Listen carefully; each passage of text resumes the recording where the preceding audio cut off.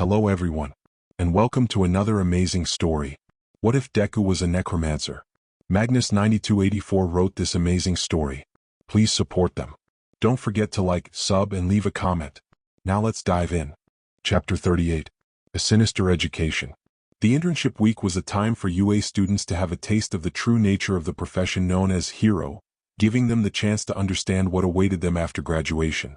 All Hero Corps students were expected to use the time wisely, either to adjust their worldviews on heroes from idealized notions they'd spoon-fed from the media to more grounded expectations, or ultimately, back off if they felt betrayed by the harsh realities of the world or realized they were unsuited for the work at hand. An unintended side effect was that also gave their parents time to themselves. "Burchan, I've been meaning to ask, but..." Inko asked, putting down her cup, the rejuvenated mother still frowning at her continued lack of understanding. "What exactly are the Jaegers?" The Azhui matriarch placed her own cup down, taking a deep breath. She racked her brain searching for an appropriate, Inko-friendly answer to provide. It was harder than it should have been. After years of living in the chaos that was law in a quirked world, and having had to deal with not only her own country's government but those of foreigners who have run afoul of Japan's stricter anti-quirk usage laws, Baru had seen and done quite a lot. It wasn't an exaggeration to say that she was a ground shaker in her field. But even for her, with all her accumulated knowledge and experience, who had even dealt with Interpol and their numerous operations, both public and off the books, numerous times, she knew she had only an inkling as to what the elusive branch of the UN was really all about.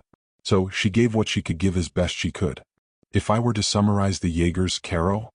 Baru started, doubt clear even across her usually expressionless face. "I would have to say that they are UN-sanctioned headhunters with the authority to do whatever is necessary to bring down their targets." There was a moment of silence as Inko took in the grim information. Baru knew the description was criminally short, but yet it still carried a lot of weight.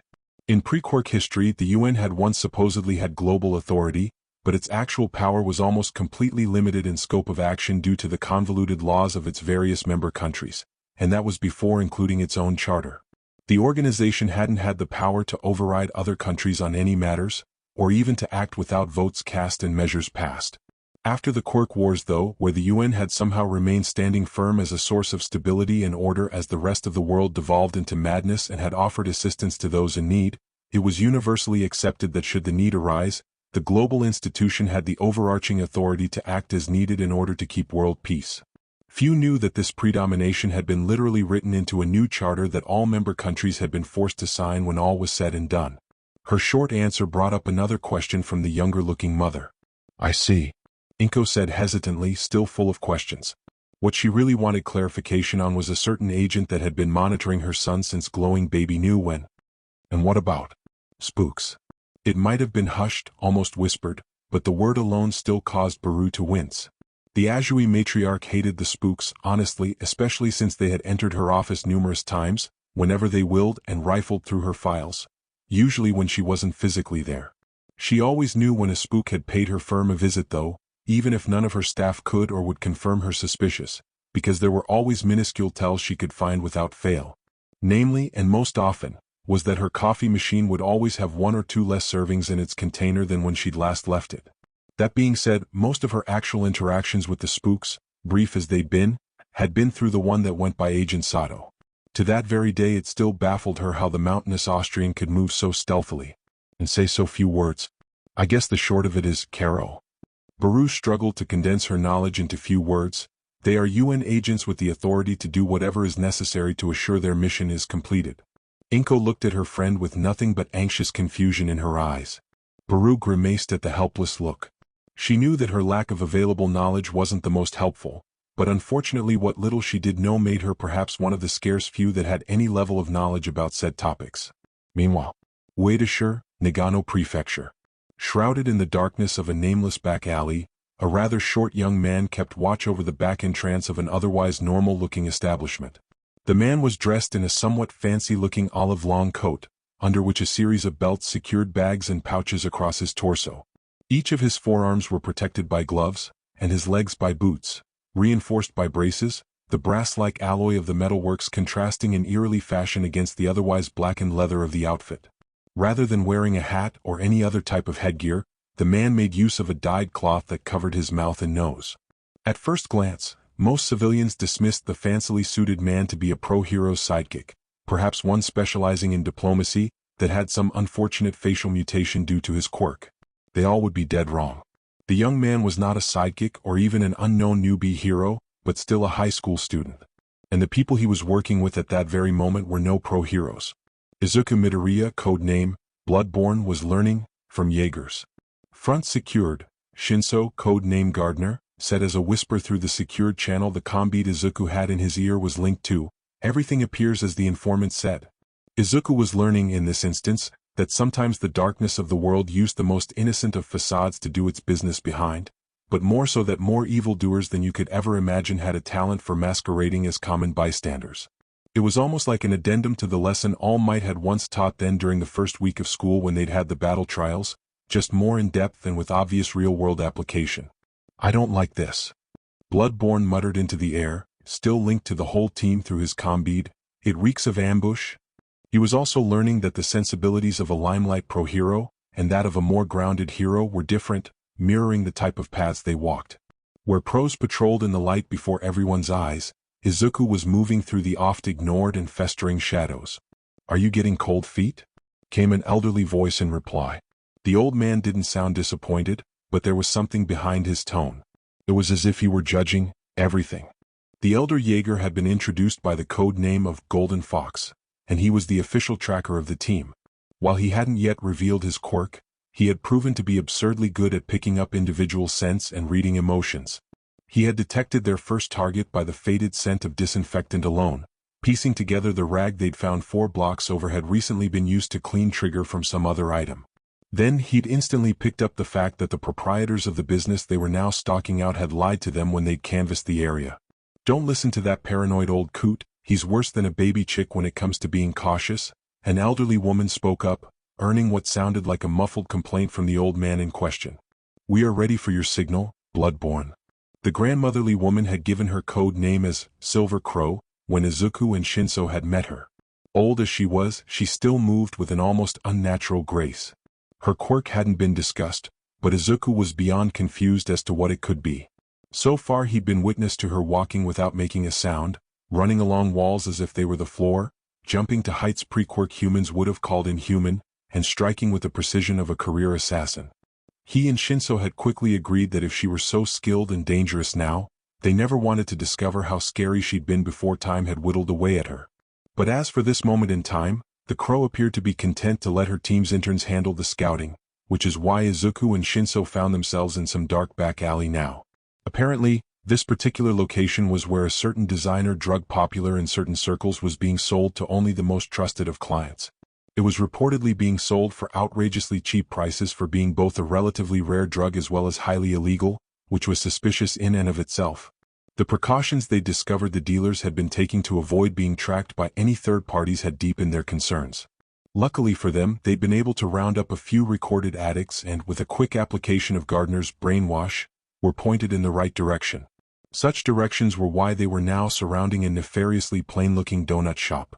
Again, Izuku wondered at how the locale appeared, completely and utterly unremarkable. The brick-and-mortar shop blended in perfectly with the surrounding buildings on the block, drawing no attention to itself with flashy signage or paint jobs. Its presence fit what one would expect to see in an area at the edge of a commercial district, down to the slightly weathered facade and half-boarded-up windows. It was entirely normal. Normal enough, ironically, to have both the pair of heroes in training and their Jaeger instructors on edge. The entire task force had felt the normality of the building ping their paranoia senses. It was all too ordinary, too perfect in its urban decay camouflage. In a world where normalcy meant there really was no normal, where even the most humble of businesses were forced to fortify themselves against all sorts of localized disasters, finding a donut shop that looked like time had frozen it in a time of peace could only mean that something was wrong. It had only taken a couple of minutes to notice the discrepancies. There was a noticeable lack of clientele. A cursory glance around the premises had brought into question the shop's apparent lack of a route for resupplying itself with periodic shipments. The menu, visible from outside, boasted perfectly reasonable prices, but with neither customers nor inflow of goods, there couldn't be a return flow of profits, which meant that a business like the one they'd been observing should have sunk long ago. Izuku's assessment, given within 5 minutes of arriving at the locale, had been well received by the Jaegers. The trio had nodded approvingly without missing a beat, already coming to much of the same conclusion. Shinso had been surprised by the Verdunette's deep analysis, but managed to keep a firm semblance of being too tired to care. Surprisingly enough, after the analysis, it had taken 10 minutes to convince the Jaegers to not just assault the place. The third Jaeger, the one dressed mostly in black and going by the code name of Iron Bear, had been visibly frustrated with Bloodborne and Gardner's pleas. To date, neither teen had heard an actual word from the man, at most an odd, lowly guttural growl or two, but even still they'd felt he was borderline feral. Earlier, when the crow had slashed the legs of a fleeing informant, the bear had immediately gotten a hold of the addict's neck and lifted him up into the air, single-handedly. The sight had boggled Izuku and Shinso's minds due to the fact that while the older man looked strong, neck-lifting an obese man with an unfortunate pig mutation quirk should have been nearly impossible, even with a strength-enhancing quirk. The physics of the act were just that hard to overcome. Ultimately, it had been the crow who had been the one to convince the bear to allow Shinso to work his magic. Whatever she'd done, and neither Izuku nor Shinso had caught what it was, had just barely reined in the aggressive Jaeger. That restraint hadn't carried over, unfortunately. As soon as they'd decided that the donut shop would need infiltration, Ghoul had to physically stop the man from just walking in with his axe unsheathed. To Izuku and Shinso's surprise, the Ravenet had struggled to do so. Throwing out a hastily made plan had been the only way Izuku had been able to convince the Jaegers that waiting a measly 10 more minutes would allow them to complete the mission more easily. Stopping a potential massacre or someone on the team from getting injured hadn't seemed to cross any of the three adults' minds. And it had been a rather simple plan, really. Scouting out the back alley behind the shop had revealed a suspicious set of vents that were far too industrial for an establishment that purportedly sold donuts. On top of that, Izuku had discovered what appeared to be a storm door into the building's basement that had been upgraded from a standard commercial brand metal hatch to a thick, military-grade version. This in itself wouldn't have been suspicious on a government-operated installation. For a donut shop, however, such choices were seriously overkill and against civil regulations. Recent laws reacting to quirked violence might have allowed such renovation on a personal dwelling, but here it had set already twitchy alarm bells ringing. Having been on a short timer, Izuku had sent Wraith to infiltrate through the vents, a task she'd set to with gusto. However, not even Izuku had understood why she'd worded the action as solid sneaking. But now, after waiting on the edge of his nerves, the hardly noticeable sound of combat boots landing on cement signaled to Izuku that the blonde undead had returned. "Done, boss," Wraith announced with a self-satisfied grin, even as she managed to maintain a degree of more or less seriousness. "It's almost exactly as you said." The grinning blonde paused, intentionally dragging out the rest of her report. Izuku, nerves fraying, moved with a very worried frown to ask for more details when Wraith finally decided to continue. "Only 2 basements and a secret exit," the Wraith reported with a thumbs up, "not the 4 basements and 3 secret exits setup you were worried about." Izuku took a deep breath, mentally repeating to himself that he wouldn't change Saki's mischievous attitude for anything in the world. Her freedom to be a pain in his ass was evidence of her lasting humanity, and he was thankful for it, and her irritating behavior here wasn't hindering the operation at all. "Good," Bloodborne replied, handing over a couple of breaching charges and flashbang grenades to his trusty, if happily delinquent, companion. "Guide the Iron Bear to where you think the secret exit's entrance out here is and get ready." Seeing Sack, Wraith go stiff at the prospect of walking around with the murderous agent didn't give Izuku an ounce of vindictive glee. Definitively nothing like that, no sir. He especially felt nothing when he noticed that the blonde had been forced to jog at a comically fast pace when the Iron Bear had quickly gained on her due to his size, his ominous axe already in hand. He did feel an overwhelming sense of anxiety though. Taking a moment to go over what he had on hand, Izuku turned his focus to the tools he'd brought with him.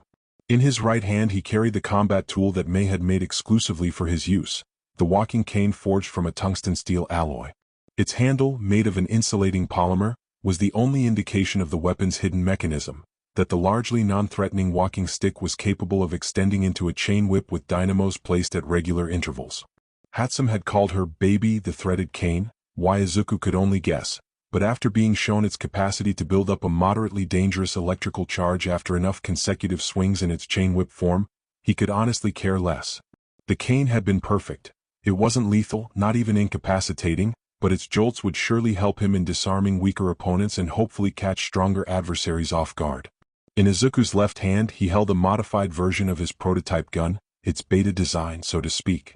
It was now double-barreled, almost more cannon than pistol, and capable of handling both foam bullets and stun shells. A tiny lever next to where his thumb would rest served not only as a safety, but also as the means to choose from single to double shot. It honestly looked a little outlandish, and Hatsum had demonstrated to him the addition of a special mechanism that made it even louder than a regular pistol to boot. It was everything that Izuku could have asked for. Utility and intimidation rolled into one. In position. Charges ready, Wraith announced through the comm beat. Ready for countdown. Izuku took one more deep breath, steeling himself for what was about to happen. On my mark, Bloodborne commanded with total, non-existent, confidence. Even just standing there he could feel his stomach turning itself into knots. Why had he been chosen as leader of the operation? Was it punishment for speaking out against the Jaeger's shared bloodlust? 3, 2, 1. Breach. The moment the order was given, Izuku felt Tei's hand fall onto his shoulder. It was like the undead girl really wanted to prevent him from joining in the soon-to-be carnage. It was also wholly unnecessary. Boom. Crush. Bam bam bam bam. The muffled ignition of a breaching charge was quickly followed by the sounds of violence. As had been agreed, neither Izuku nor Shinso were actually meant to partake in any violence if it could be avoided.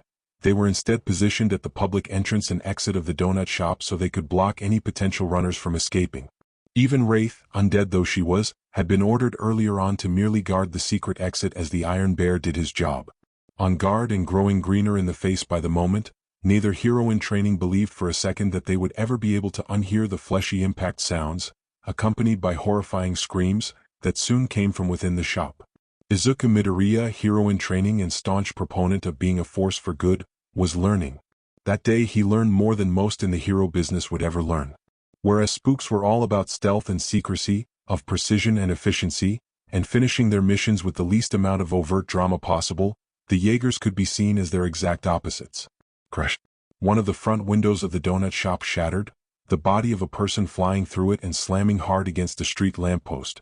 There was a distinct crunching sound as the body struck the metal pole, followed by a more disturbing lack of further movement once said body slid down to hit the ground. If spooks were scalpels, then Jaegers were definitely wrecking balls covered in demolition charges. Roughly 5 minutes later, when the two heroes in training were given the okay to enter the shop by Silver Crow, they immediately wished they hadn't. Your predictions and strategy were almost spot on, Bloodborne, the Crow announced, praising the green-haired teen as she looked to both students. Besides her head, not a single part of the older woman moved from her spot guarding the door to the shop's backroom. There was actually less resistance than what you had predicted since the guards were slightly less prepared, but I will take that as a good thing. A good thing? The shop was a mess. Such praise felt like mockery in the face of the bloody massacre that seemed to have occurred during the operation. In the storefront alone Izuku and Shinso could see 5 bodies. Based on the dress of the corpses, it appeared there had been 3 workers and 2 clients that had been spread across the room, as in, literally spread about in several pieces. Hey boss. Wraith called, fake cheer heavily weighing in her voice as she entered the storefront. Good thing you didn't try to enter from the secret exit. Shit went down over there.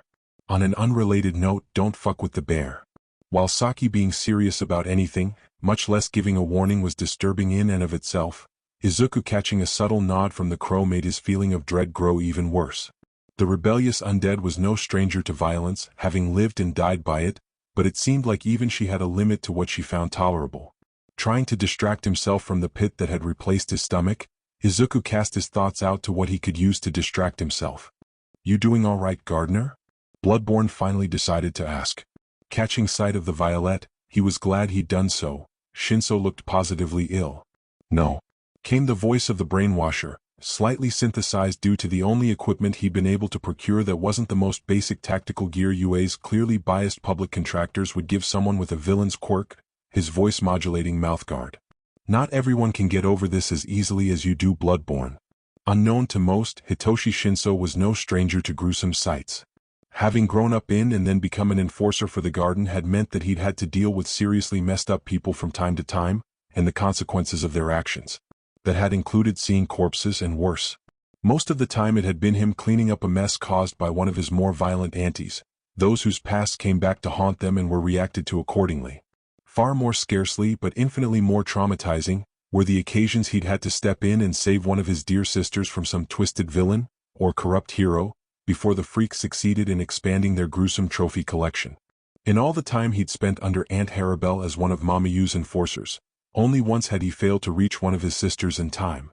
The memory of that failure was what fueled his need to become a strong, reliable hero. Why do you think that?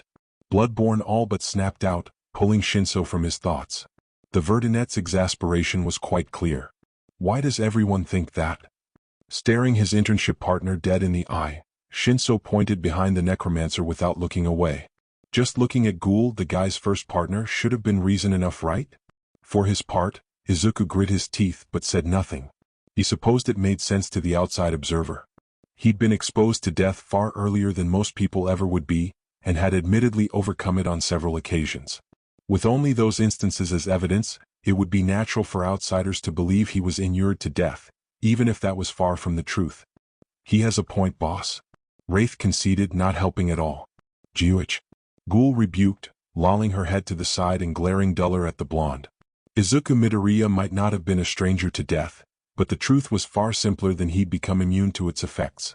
Rather than being unfazed, it was his ability to keep a stony face in all situations that never betrayed his true emotions.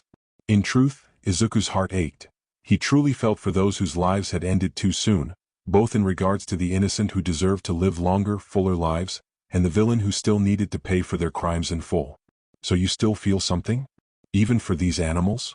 The fox asked, his question breaking the teens from their discussion, the two remembering that they were in the middle of a very real, very important international mission and not a school simulation. Are you going to defend them now too? Both Izuku and Shinso flinched, whether from the Jaeger's harsh tone or the blood-soaked, serrated blade in his hands. It was honestly up for debate. No. Bloodborne replied weakly, though he balled his fists as he steeled himself. Defiantly, he raised his eyes to meet those of the scarred agent. But I would rather capture them alive than this slaughter. These people deserve to face justice. How do we know any one of them might not have been here against their will? How does skipping judge and jury and jumping straight to executioner make anything be? Rather than being interrupted by a rebuttal as he'd expected, it was the deafening silence and judgmental stare that stopped Izuku cold. Swallowing whatever he'd been about to say, Golden Fox turned to look at Silver Crow. The elder lady only gave a silent shake of her head. The man huffed before turning to walk into the other room. Izuku Midoriya gulped, understanding only then that he had failed something, although he had no idea exactly what. In contrast, Shinso merely frowned, saying nothing but growing worried all the same. Both of them had been chosen for this, handpicked by a spook no less and accepted by the powers that be inside the UN, but now he felt like they didn't understand what was really going on.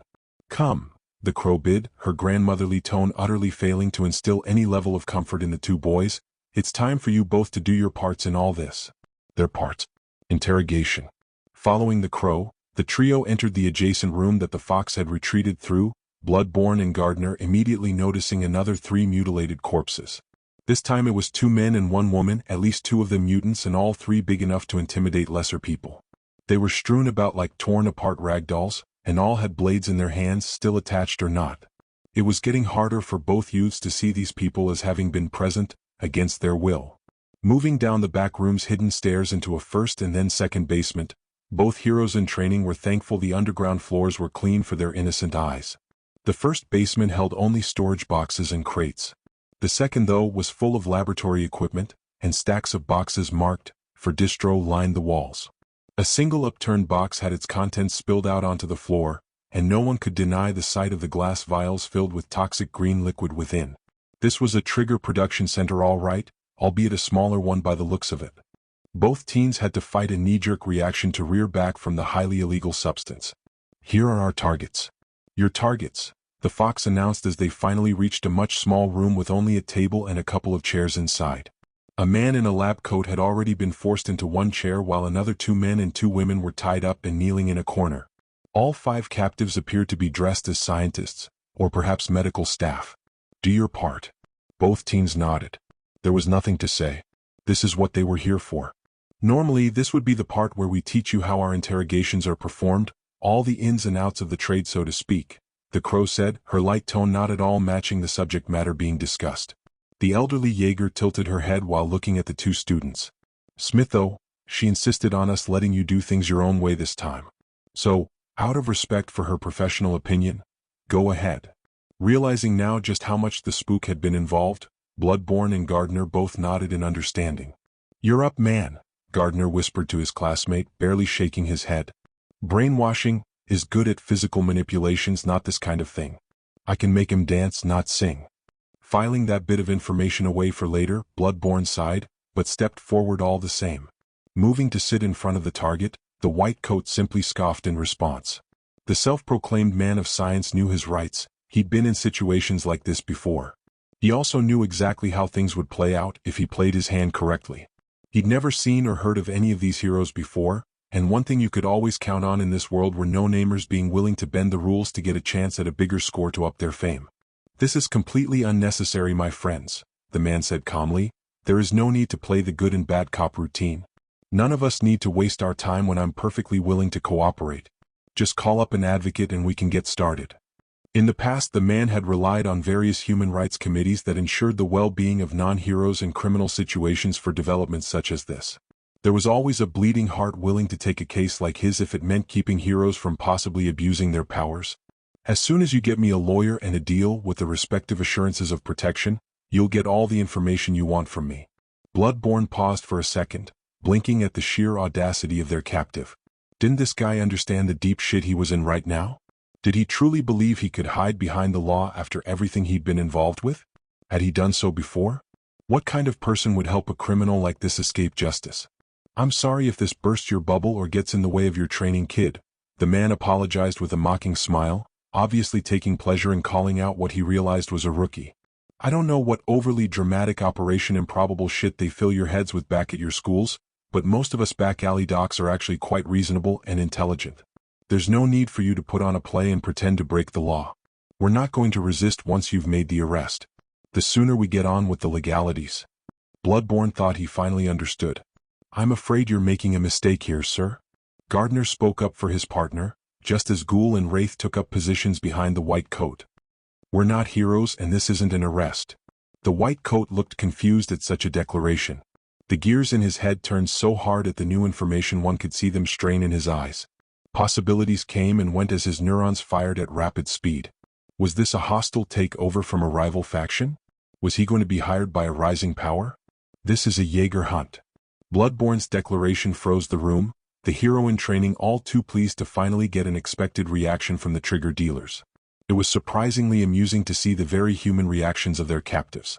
The restrained men and women in the corner squirmed like worms in a storm, each trying to make themselves appear even smaller than they already were. The white coat sitting at the table was the most reactive. He immediately did his best to try to bolt. In fact, by the look on his face, he fully intended on scurrying all the way to Africa that very minute. Wow. Instead, he found his forehead slamming the table. "Where the fuck do you think you're going, asshole?" Wraith literally growled, her eyes blazing with absolute delight. She twisted the white coat's arm harshly, clearly intent on breaking it. "The fun part's just about to start. Please. Stop." The man screamed for all he was worth, completely unused to being manhandled, and absolutely terrified of being in the hands of international agents rather than local authorities. "I will talk." "Of course you'll talk," Bloodborne agreed smoothly, reaching for a large syringe that Ghoul extended to him. "You'll be answering all of our questions and we'll believe every word you say." For a split second, Gardner though he saw a hint of approbation from the fox. The flicker of emotion disappeared the moment Bloodborne worked his magic. It only took a single syringe of blood and 1 minute for that to settle, and then there was no more struggling from the white coat. The man's eyes became a glowing, bright red from one blink to the next, and his tongue became loose immediately after. The interrogation that followed barely lasted 10 minutes.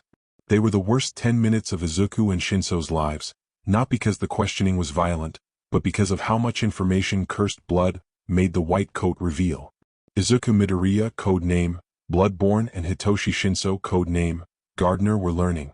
They were learning that the darkness of their world that crept in from the shadows was vast and deep, and that to ensure the peace their loved ones deserved, there would come times they'd need to get their hands dirty. Thankfully, today was not one of those times. "Hosu?" Gardner asked, no small amount of trepidation heightening his modulated voice. That was one of the only places they weren't supposed to touch during this mission. Why Hosu? It wasn't the possibility of facing off against the hero killer that worried the Violet. Such an encounter would be paltry, considering his present company. All things considered, he didn't think that Stain could possibly pose much of a threat against a single Jaeger, let alone 3. It was the mess the Limelight heroes would make when, not if, they crossed paths. Jaegers didn't follow the official hero standards set by the HPSC, after all, and anyone involved with them immediately went on the commission's shit list. I don't know, the white coat answered truthfully, unable to say anything else while his soul was the grip of the necromancer's quirk. But all signs point towards the big boss wanting to perform a test of the refined product there for some reason. He's already ordered the source to be sent there for the very same reason. It's been weaponized then? The fox asked suddenly, quickly being seconded by a guttural growl from the bear. The big man looked far past ready to tear the white coat apart with his bare hands after hearing him spill his guts for the last 10 minutes. I don't know. The disgraced scientist shook his head, portraying a calm that he most definitely didn't actually feel, if he could feel anything at all at the moment. It's always just been a lucrative drug to me and my crew. We never thought to weaponize it. While neither he nor Gardner had been fully briefed on the details of their mission, kept on a need-to-know only, Bloodborne had been able to piece together a fraction of the greater picture since they'd started from overheard conversations and his inherent heightened intelligence. At this point he believed he'd puzzled out what the actual job of Interpol's spooks and Jaegers were, and why the weaponization of a new drug had his instructors so reactive. You see, as everyone knew, quirks changed the world in many ways when they'd mysteriously appeared. In many cases, those changes were for the worse. Before the age of quirks, terrorism had been a known quantity of great evil, a cancer to the global society as a whole. Religious fanatics, unfathomably greedy politicians, the affluent who were apathetic to the struggles of those with less fortune than themselves. Whatever the precipitating details, certain people jeopardized the peace of the world on a regular basis. They would either try to start new armed conflicts, or continue to worsen already unfolding conflicts occurring by spreading death and misery through ballistic bombardment, crooked treaties and deals, bioweapons and worse. The only saving grace of that era was that those terrorists, conventional and otherwise, were relatively few in number. In the new age, in their quirked world, no one could afford to risk terrorism at any scale. With 80% of the global population born with some sort of superhuman power, the risk of an individual being quirked with an ability that had the potential to be wielded as a bioweapon or other sort of weapon of mass destruction was a daily concern. Human rights, however, demanded that everyone be given the benefit of the doubt, and even then humane treatment whenever found guilty of such crimes. Advocates for such rights also tended to forget the rights of the victims who suffered under power-mad lunatics. Thus, once the first signs of global stability were realized, the UN had used its new authority to set the rules of the quirked world with an iron hand. Terrorism in any form would not be tolerated. At all.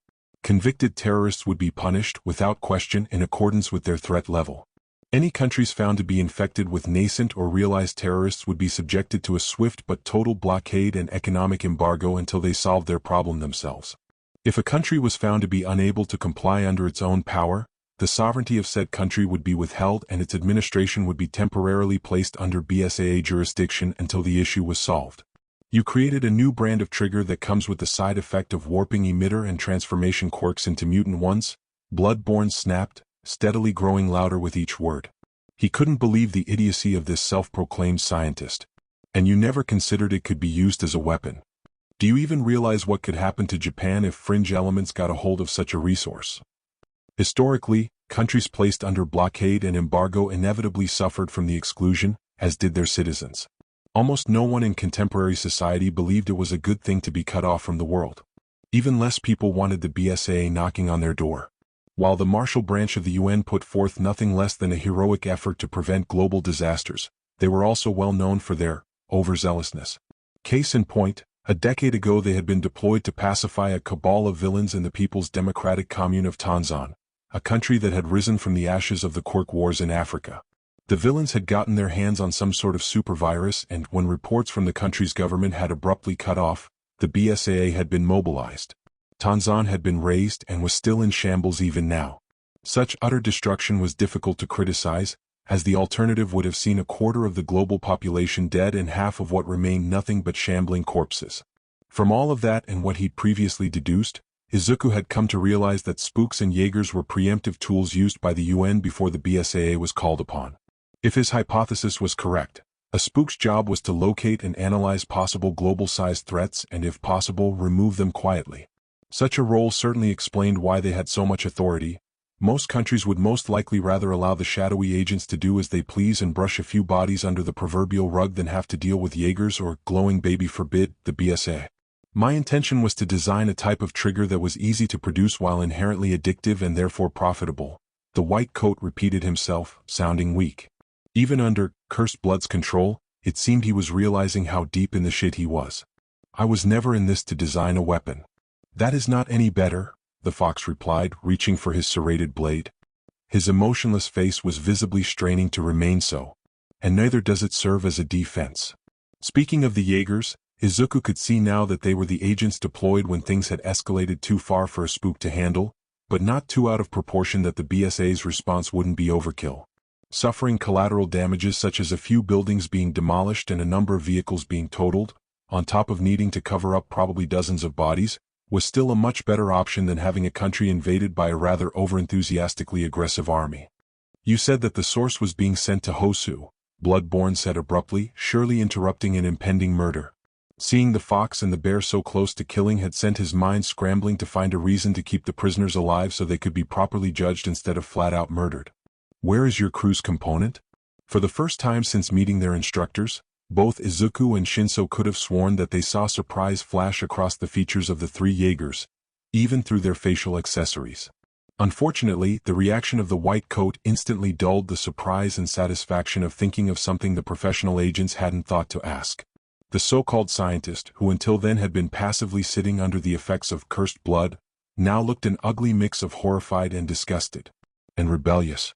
The white coat nearly strangled himself, his jaw flexing to the point his teeth might have cracked as he suddenly gave every bit of his willpower to resist speaking further. Ultimately though, it was a pointless endeavor. It's a Ayathemon's stir? In another world, in many alternate timelines, Izuku Midoriya might have failed to understand the true meaning behind such words.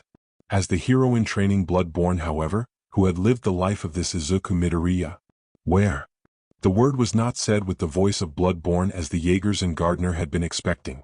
That single word was spoken with the weight of something far from human. Izuku couldn't have cared less. For the everyday person, the word monster was once associated with anything non-human, whether that be in appearance or action. In the age of quirks, that definition had been forced to change to mostly indicate mutated animals, as the idea of a normal person was no longer easy to describe, or the worst of the worst villains. However, for those unfortunate souls like Bloodborne and Gardner, that word took on a much darker meaning, one laden with prejudice, bigotry, and pain. There is a hidden chamber behind the second shelf in the next room, that's where we keep it. The white coat was sweating bullets, his teeth chattering as he tried fruitlessly to fight against Bloodborne's control. His eyes watered as he realized what was going to happen, and the fate he would face after the truth was revealed. As he'd been speaking, the other detained members of his crew had begged for him to stop, for him to think of what he was doing. It was only once they realized he couldn't that they turned to begging for mercy instead. Marching over to the now revealed secret room took barely a minute, but overcoming what they would discover inside would take Izuku and Shinso years. Hitoshi Shinso, code name Gardner, was well acquainted with the darker aspects of the world. For as long as he could remember, he and his family had always dealt with and fought against the dirtier shadows of society that the great limelight heroes never seemed to bother shedding light on. All told, as far as he could calculate, Shinso and his family had managed to rescue more lost and broken souls from the depths of darkness and despair than many pros could boast throughout their entire careers. Only All Might and the next 7 pro heroes after him in Japan had comparable records. As the saying goes, the brighter the light, the darker the shadow, and in the wake of the overwhelming beacon that was All Might, the shadows did become smaller, but those that remained grew exponentially darker. A mother mercy. Gardner choked out, his voice strangled as he and his classmate laid eyes upon the illicit lab's component. The chamber was revealed to be set up in such a way that it resembled a hospital room, but one from a nightmarish mirror world. Chained upon the singular bed in the room laid a heavily mutated and naked woman, though it was impossible to tell if her state of being was the result of trigger or if how she appeared was her natural form. Immediately noticeable due to her nakedness was the woman's pale bluish skin, which stood out against patches of bright green scales. The woman's serpentine tail, instead of legs, also stood out as it was long enough it trailed over the edge of the bed and coiled half-heartedly upon the ground. With her arms chained to the wall as they were, the badly cut feathers that grew from their underside were clear to see as well, along with the mint-green tentacles that fell from her head instead of hair. If she'd been healthier, both heroes in training separately admitted to themselves that the woman would have been a gorgeous sight to see. But she was far from healthy. The unknown woman kept prisoner by the lab was covered in scars, lacerations, and tubes. Even her naked frame, which might have evoked some sort of hormonal or psychological response from the two teenagers, couldn't rouse anything but heart-aching levels of horror and pity. And then Bloodborne and Gardner could no longer look at the victim they had just found, and turned their gazes to the rest of the room. Immediately they wished they hadn't. Worse than even the state of the woman was what lined the table next to her. Glass jars, test tubes, beakers. These and more each contained a menagerie of grotesque horrors. The beakers empty at that moment, but the dried residue that could be seen even from a distance was enough to turn stomachs. The test tubes were nearest though, and with each filled by a far too familiar crimson substance, were instantly suspect. However, they were unlabeled so their true contents could be innocuous, if one hoped hard enough. No, it was the glass jars that grabbed and held the attention of the heroes in training and their Jaeger instructors with an iron grip. Fetuses. In various stages of development, some so small they looked no different than a mass of cells, each glass jar contained its own nightmarish load. Some also held large, egg-like fleshy bags, but based on their neighbors' contents the true nature of those bags could be guessed easily enough.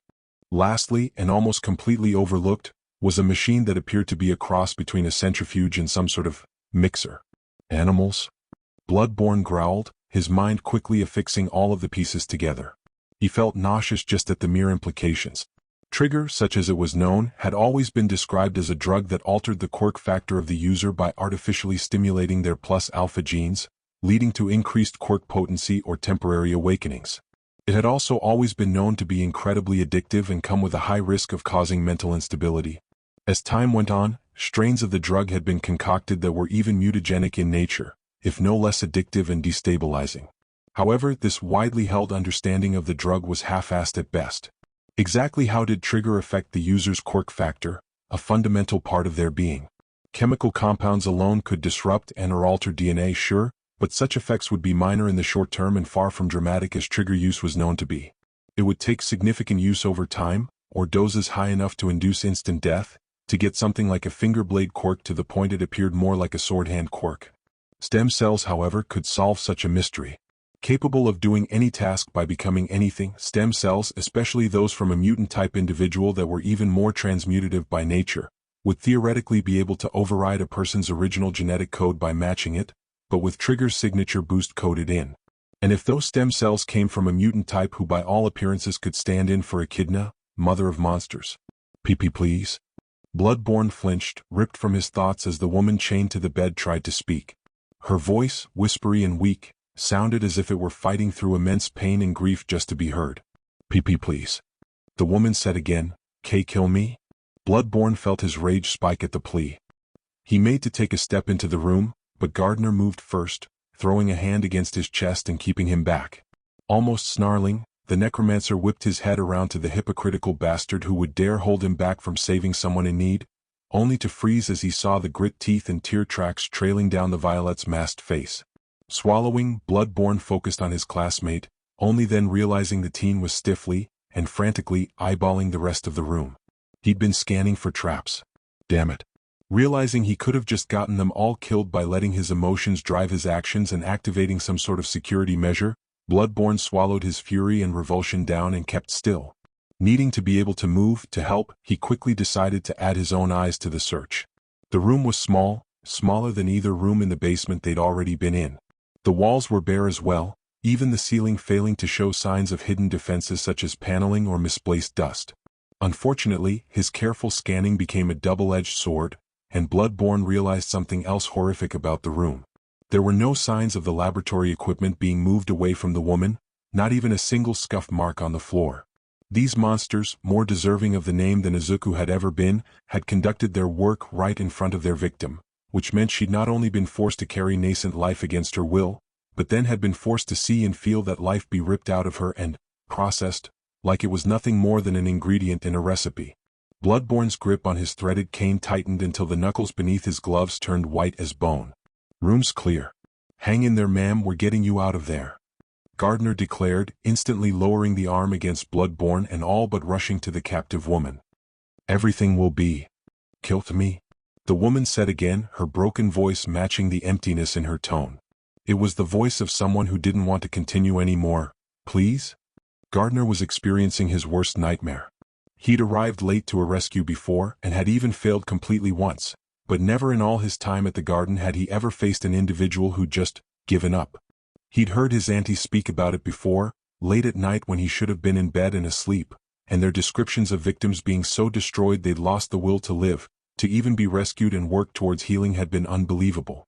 Staring the truth in the face, it made his blood boil. And yet, the room was entirely silence, bar the weak pleading of the drug-maker's victim. "Be boss." Wraith finally called out weakly. Her link to her master was flooding her with a rage unlike anything she'd ever felt before. It was all-consuming, all-encompassing, and yet, surprisingly cold. "The victim has made their intention clear," the crow cut in, interrupting the scene. She stepped forward into the room with a death-like stillness, brandishing a heavy and wicked-looking dagger. "She has no desire to continue suffering in this world."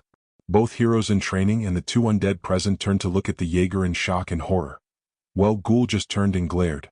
Seeing a victim of a heinous crime die in front of them hadn't been on the mission's dossier, much less for their murder to be carried out at the hands of their own instructor.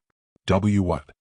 Bloodborne stammered out, his own sensibilities abruptly crashing and burning at the unexpected path this entire operation had taken.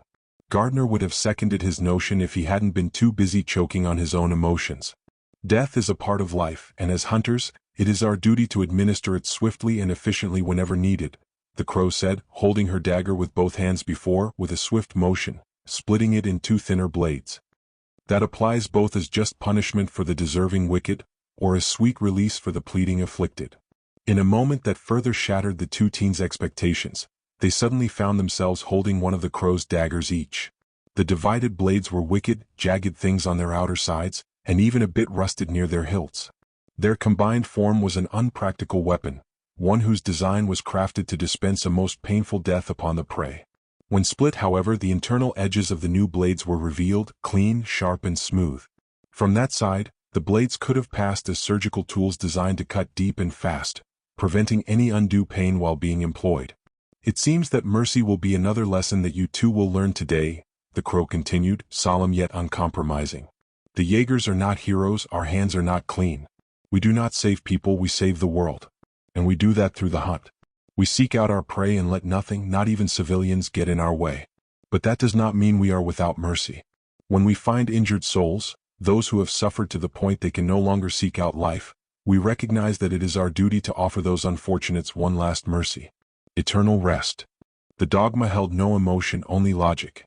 A gloved hand on each teen's shoulder pointing them towards the chained woman, still appearing to have gone through a living nightmare.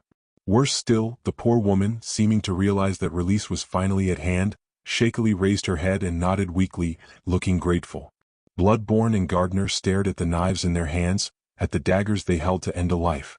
How were they supposed to react to this? This couldn't be the right answer? There had to be a way out of this, right? Nearly forgotten to the side, Wraith jerked out of the blue screen she'd been stuck in and grit her teeth. Taking a deep breath, even though she knew she didn't technically need to, she stepped forward. She knew what needed to be done here, what she needed to do. As one of her boss's enforcers, it only made sense. She would deliver the old bitch's mercy. The boss wasn't ready for something like this, it was clear to see, and even resonated as low, panicky pinpricks across the bond she had with him. She, however, was already dead, and hadn't been a stranger to death before her end anyway. She'd save her boss from the trauma and the stigma of taking his first life before he'd even made it as a pro. Before she could take another step, Ghoul reached out and gripped the blonde's shoulder, holding her in place rather fiercely. Before she could turn to shout at her sister for interfering, Wraith noticed the grave look the Ravenet held in her dull eyes. Wait, what was that? What? The desire? Bloodborne clenched his teeth hard. He hated this. Why did it always seem like the world was hell-bent on making things exceedingly shitty? Why was he being put in this situation? Couldn't he just save the woman now and get her to a psychiatrist? Why was the crow adamant that he and Gardner had to kill her? Taking a life was the easy way. It was infuriating, really. Emidaria. Gardner choked out, actually breaking protocol and speaking the Verdunet's civilian name. Without turning his head, Bloodborne looked over to his classmate. The Violet did not look like he was dealing with their new task well. If his heart were any more on his sleeve it would have been coated in blood. See, can't you do something? Your quirk heals everything, right? Can it heal souls? A brief flare of misdirected anger sparked in Bloodborne at hearing yet another person see his damned quirk as a be-all and all. And what about you? He growled. Just tell her to not be suicidal. Hell, demand she go to a hospital and get help. That would solve everything, wouldn't it? The flash of anger was immediately snuffed out entirely when Bloodborne heard Gardner's breath catch in his throat before he tried to swallow it down. A stifled sob followed, and the Verdinet felt like a complete bastard for taking his frustration out on his helpless classmate. The sheer despair in the insomniac's voice, even through his voice modulator, should have clued him. Gardner couldn't do much of anything in this situation, at least with his quirk. Brainwashing required speech and response to activate. It then hijacked the brain's frontal lobe and took over the motor function of anyone under its influence. However, as he'd seen in the sports festival and had been reminded of several times since the internship, was that Gardner's quirk was nowhere near perfect. A simple jostling could break someone from its hold. Any commands over the basics were nearly impossible for those under it to complete, as the cerebellum wasn't affected by its control and thus fine-tuning of motor functions was out of the question. Those under the quirk also couldn't speak for the same reason due to the temporal lobe. And worst of all, for a situation like this, those under brainwashing's spell would come to without any change in their original behavior. Gardner couldn't hypnotize people and give them directives to be or think differently when they woke up. That wasn't how his quirk worked. So using brainwashing on the woman chained to the bed in front of them would ultimately do nothing, except probably make Gardner feel horrible for using his quirk on a woman who'd already lost so much control over her own life. Almost cracking his teeth from gnashing them at how stupid and thoughtless he'd been, Bloodborne reached out and laid an understanding hand on his classmate's arm. Sorry? Just sorry? Seeing neither of the students appeared to be willing or able to take the necessary step, Crow shook her head. The first gift of mercy was always the hardest. How long had it been since she'd been in their place? Had she ever? She made to take the daggers back to do the deed herself, but right before she could, Bloodborne stepped forward. Yes, the Verdinet said, grimly approaching the chained woman. Besides his feet taking him closer to her, the teen was still as stone as he moved. Then he raised the dagger in his hand, to his other wrist, which had somehow gotten uncovered. I will save her. Even from despair. Even from herself. Had the crow not been a consummate hunter, one with years under her belt, she would have flinched back at the aura she suddenly felt boiling up from the teen in front of her. She made to stop him out of instinct. Every one of her senses was screaming at her that whatever was about to happen would be completely out of her capabilities to undo. She felt in her bones that the one called Wraith blocked her way. Didn't you tell him to deliver mercy? The undead delinquent asked, a grin full of false bravado snarling back at the Jaeger. Let the boss do his work, will ya? More concerned that her intern zombie was acting on its own than trying to stop her, since any attempt to actually do so would have met with the undead's immediate and final demise. The crow nonetheless paused. She narrowed her eyes behind her mask. It seemed she'd be getting front row seats to the mission's secondary objective after all. Do not, poor soul, seek death's embrace, Bloodborne intoned as he reached the woman, while you've so much of life to face. The woman, still chained, began to shiver as the strangely dressed man with the knife no longer appeared to be deciding on whether to kill her or not, but something else entirely. She would have struggled, but after being held captive so long and the horrors she'd endured in this room, her broken body could hardly muster the energy to lean her head back so she could keep an eye on the new possible tormentor. For though your wounds are grave and deep, the necromancer continued, eyes bleeding from green to red, hope still remains as yours to keep.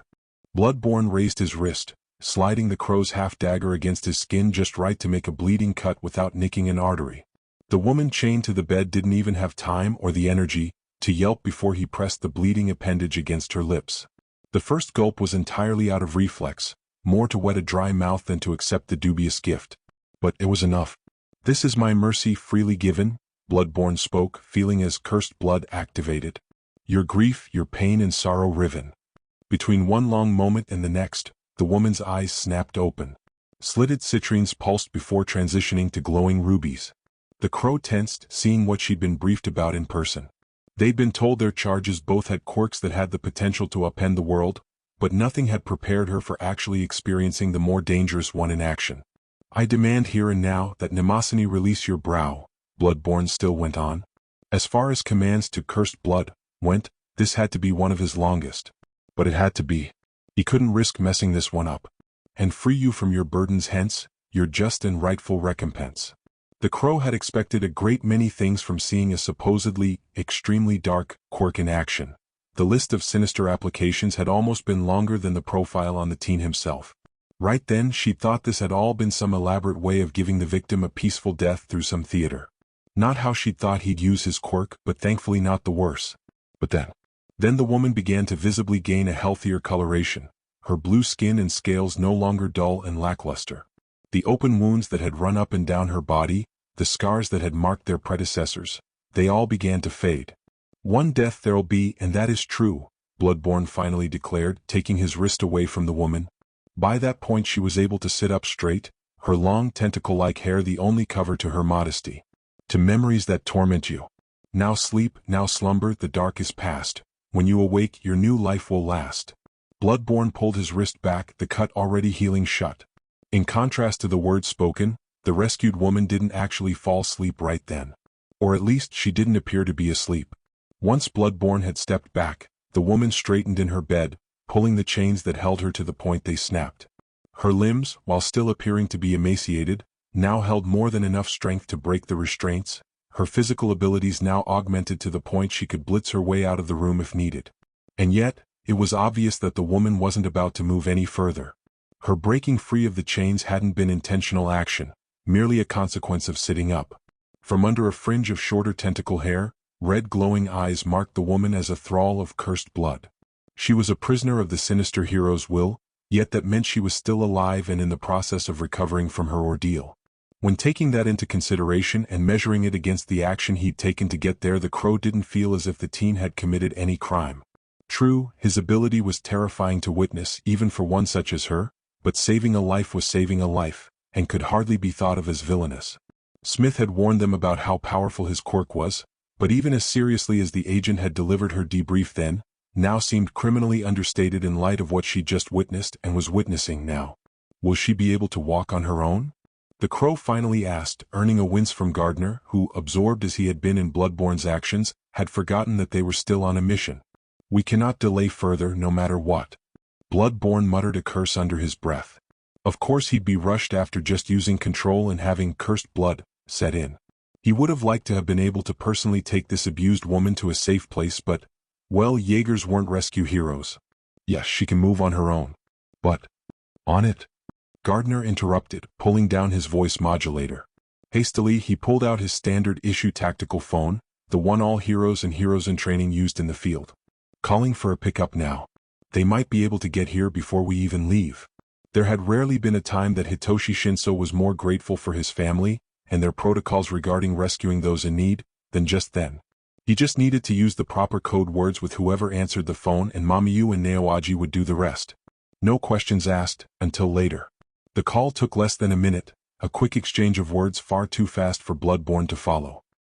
He barely had time to give the woman orders to await further rescue somewhere safe before Gardner had hung up and they were returning to the room where the other Jaegers and captives still were. Sting operations such as theirs had a time limit, and once time ran out even Jaegers had to clear the scene before the risks became too great for the powers that be grew too unhappy. Since they'd completed the interrogation and even managed to find and confiscate the means of this branch of the Trigger Ring's production, that meant they were running out of time. They'd have to leave soon, and knowing that, both heroes in training wondered how the Jaegers were going to handle the monsters they'd discovered there. The so-called scientists didn't deserve much mercy, but they were prisoners and had surrendered. By law they had to be handed over to the authorities for due processing and sentencing. The question was, how were they going to both keep them in place for police pickup while also leaving post-haste to their next destination? Opening the door back to the room gave them their answer. H&N. The bear heaved as he brought his axe downward in a giant cleaving swing. Thwonk. A rather wet and fleshy sound followed the motion. The head scientist was leaning over the table, his neck bent horribly after suffering the impact of what anyone could tell was a blunted edge. Gurgle. The blunted axe still cut his flesh open, even if it only did so after crushing the man's trachea and maybe a vertebra or two. H.N. The bear heaved again, striking the white coat for a second time. Splurch. This time the man's head was ripped off, unable to remain connected under the strength and pressure of the Jaeger's blows. Immediately a grotesque spluttering geyser of blood and gore spewed from the mauled stump that had been the scientist's neck. The two teens felt their hearts freeze in their chests as they witnessed a murder right before their eyes. A scream died in Izuku's throat. Hitoshi's stomach tried to rebel. The two silently looked at each other in wide-eyed disbelief. There are beasts all over the shop. The bear spoke for the first time, his words clearly directed at the teens even if he still hadn't turned to face them. You'll deal with them sooner or later. The sight was so poignant that both heroes in training nearly missed when the fox stepped through the remaining captives, his serrated blade drawn and carving through their throats as if they were wheat in the field. That day, as those men and women died around them, Izuku and Hitoshi, students of the prestigious UA Academy, learned that against the darkness of their world, those in power saw unleashing dark monsters of their own as their most efficient method of combat. Jaegers were neither rescue heroes, nor capture heroes. They weren't combat heroes or stealth heroes or even underground heroes. They weren't heroes at all. Jaegers were monsters, dogs of war unleashed to put an end to horrible things by any means necessary. Neither teen would later argue that the inhuman scientists didn't deserve their fates, but even so, their hearts would still yearn for a more legitimate approach. Make karma. Inside of a much too small office, a certain elderly lady kept to her task of organizing paperwork as she mentally went over the history of the company she'd been working for. Hero Gear was the name of the business, short, easy to understand, and a name made of two words with weight enough to catch the eye all by themselves.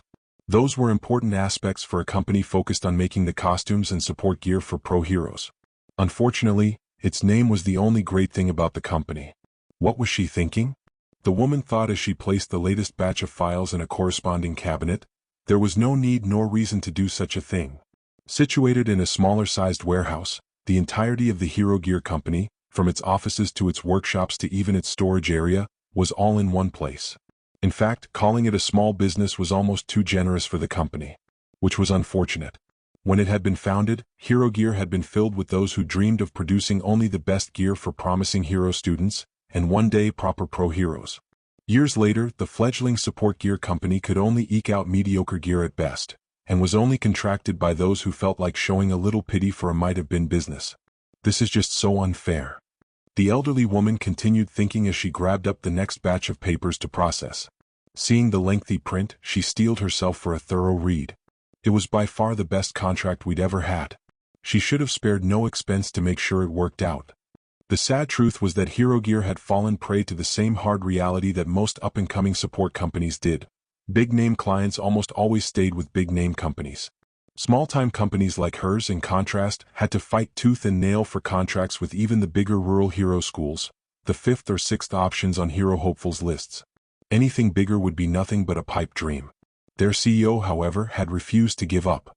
She'd continued to send brochures to all the better-known hero schools like UA, Shiketsu, Ketsubustu, and even CI and Isamu year after year. The pamphlets had promised their potential clients that they'd use the best materials available, and that they'd keep the prices cheaper. All lies and embellishments. By best materials available, the CEO had meant best we can afford. And keeping the prices cheaper had only been relative to their bigger, larger rivals. She'd still overpriced their gear by a wide margin. Imagine their surprise then when one day their dear CEO had burst into the office with a new contract in hand, one from not only a big-name hero school, but the biggest and best. In retrospect, the moment she'd seen the official seal of UA on that paperwork, she should have quit. Anyone with half a brain knew that UA didn't just expect their contracted support gear companies to perform their best. They expected them to apply the school's own motto of plus ultra to everything they did. For Hero Gear, as pitiful as they were, such an opportunity wasn't a chance to catch their big break but an outright assurance of corporate suicide. "We'll just make a cute little suit for the mutie," she said. The old woman groused, remembering the CEO's words as she stamped the document in front of her before reaching for another notice of resignation. "It's not like we'll have to give more than a token effort for a regenerator who's not even going to last past the sports festival," she said. After obviously accepting the contract, the students' notes and specifications had then arrived at the office. The schematics included had been nothing short of a marvel. Not only had the suit been designed to a T, almost as if the student knew what they were doing, but assimilating the various techniques proposed would have been invaluable to Hero Gear's future as a support company. The ideas had been endless. Imaginative ways to weave ballistic fibers, sewing techniques that increased the fabric's durability tenfold, proposals for alternative materials that reduced costs but minimized loss of quality. It had been brilliant. It had been exactly what Hero Gear had needed. And it had all been dismissed by the CEO because it had all come from just a lowly mutant. Said lowly mutant, one Izuku Midoriya, had not been what he seemed at a simple glance, however. His prowess had proven to be monstrous, his powers sinister. But more important than either of those, his deeds had been truly heroic. It seemed like overnight the eyes of the entire country had turned to him, and not a few people had loudly begun asking for the details of his gear. And that had been what kicked off their little company's journey to hell. She should have known, the woman lamented, authorizing the final resignation notice, leaving her as the last soul remaining at Hero Gear besides the CEO. A mutant he might have been, but Midoriya was still a UA student. By the glowing baby's light, there was no way he wasn't destined for some sort of greatness. It should have been a logical conclusion that he would have needed gear of the highest quality. When the company had shipped out their pitiful suit, which hadn't integrated even half of the specifications requested, the CEO had openly proclaimed two things would happen. First, she'd assured everyone that the mutant freak would drop out before he could be seen wearing their gear for too long. Secondly, she declared that as soon as that inevitability occurred, they would be able to glorify Hero Gear to all and sundry as a support company that had made gear for a student of UA. No one needed to know whether or not said student was adequately served by their product or if they were still enrolled at the prestigious academy. Instead, what had happened was their gear predictably failed miserably upon its first deployment, and Izuku Midoriya had been forced to completely replace it with the work of a student from UA's support course. When video clips and photos of the reworked suit made their way to the public, it lacked any and all insignias of Hero Gear. Their very name had been brushed aside in the redesign, swept beneath the proverbial carpet like so much dirt. Of course, all credit for the suit was then placed upon the shoulders of that support course student, a young girl named Mei Hatsum. Worse, the chit had then soon become a roar amongst heroes and support companies alike. She hadn't just hit it big, hadn't just struck gold. The damned runt was now known throughout the entire country as one of only a select few high school students who held contracts with the JSDF and the Ministry of Justice. The old woman sighed as she stamped and filed the last of her paperwork. Desk now clear, she pulled out her own notice of resignation. The situation might have been unfair, but in no way, shape, or form was so through the fault of one Izuku Midoriya. In fact, the first and only document they'd received from UA after they'd sent out the subpar gear had been a notice of dismissal. The paperwork had described every fault that could be found in their work, as well as clarified that until Hero Gear paid reparations for its obviously false advertising, UA would make sure that the company would receive no other contracts. Period. It had been a low blow to their morale, not to mention their credibility, but it had stopped there. A simple apology and return of funds and they could have at least started over at square one. But no. The CEO just couldn't accept such a slap to the face with grace and honor. Far from it, Nobiki Tendo, founder and CEO of Hero Gear, had gathered the all-female staff of the company and announced that Midoriya's fame and glory deserved to be hers.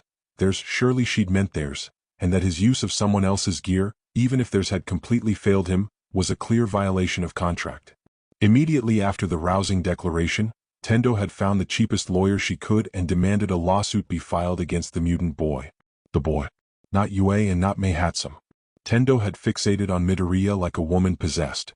She might have always been greedy, but that had never dulled her senses. Attacking a hero academy or a girl under the wing of the JSDF/Ministry of Justice would have been suicide. But then, attacking a boy who'd never held a contract with them, as the terms had been set with UA and not an individual student, had turned out to be just as stupid. Even if the case had made it to some court, they would have been laughed out of the courtroom before they could finish stating the facts of the case. The lawsuit never reached Izuku Midoriya though. Tendo had failed to understand that the actual recipient of the summons of complaint would have been UA's lawyers, as again, their contract was actually with the school, not its student. And this was the reason for the tsunami of resignations as well. UA had countersued them. In a cruelly kind brief, the Academy's lawyers had plainly stated each and every piece of hard evidence they had that would absolutely destroy Hero Gear in court. Everyone had instantly seen that the flagging ship was speeding straight for an iceberg too large to avoid. Goodbye, sis. With that final thought, Kasumi Tendo signed and stamped her own resignation. It might have been a dick move, she acknowledged, but she didn't want to sink any lower than she already had for the pettiness of her sister. While she knew her and everyone else's severance pay might default in the end, it was at least a relief to know that they wouldn't have to be involved in the legal nightmare that was about to kick off. Kasumi. Get me in touch with all the lawyers you know. That bastard just quit on us. The roar came from the CEO's office, a high-pitched scream that betrayed the growing panic of someone who was slowly realizing that they were utterly and completely screwed. Kasumi? Kasumi. I'll make good intentions. In the comfort of his bedroom, away from the stresses and responsibilities of his everyday life, a certain middle-aged man watched a selection of videos taken from the most recent UA Sports Festival. There were a lot of things to take note of this year, particularly regarding the young boy who'd been labeled the monster of UA. Monster? The bespectacled man with a honey-colored mane muttered to himself as he scratched at his bearded chin. Of all the epithets, they chose monster?